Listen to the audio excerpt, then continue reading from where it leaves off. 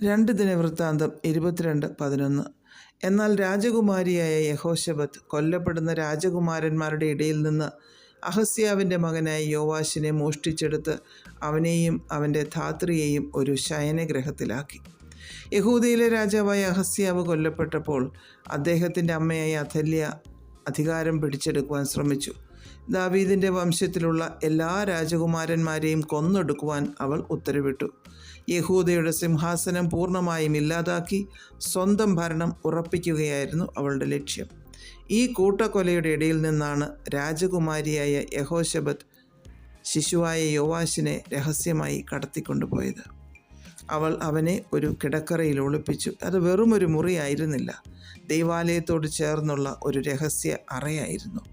യോവാശിനെ 6 വർഷത്തോളം ദൈവാലയത്തിൽ രഹസ്യമായി വളർത്തി.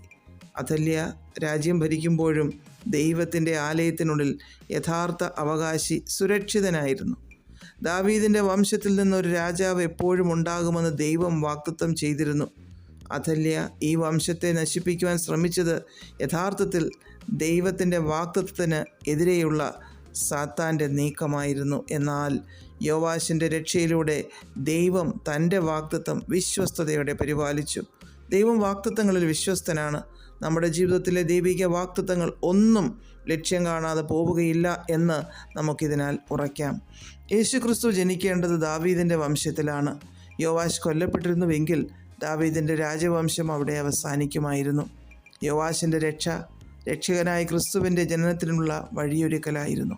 നമ്മുടെ ജീവിതത്തിലും പലതും അവസാനിപ്പിക്കുവാനും തീർത്തു കളയുവാനും ശത്രു ശ്രമിക്കുമ്പോൾ ദൈവം നിഗൂഢമായ മേഖലകളിലൂടെ നമ്മെ ജയത്തിലെത്തിക്കും.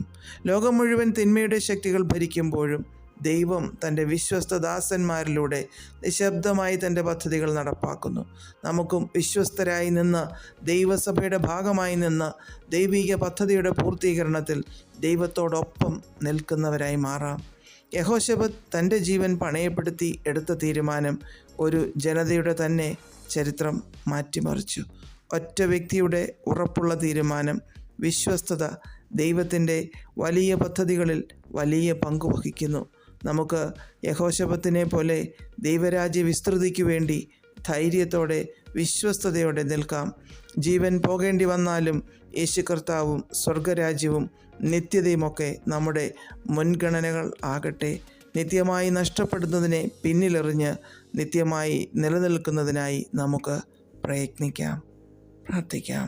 പ്രിയപിതാവേ, ഞങ്ങളെ അങ്ങിൽ വിശ്വസ്തരായി നിലനിർത്തണമേ. യേശു ക്രിസ്തുവിൻ്റെ നാമത്തിൽ ആമേൻ. God bless us all.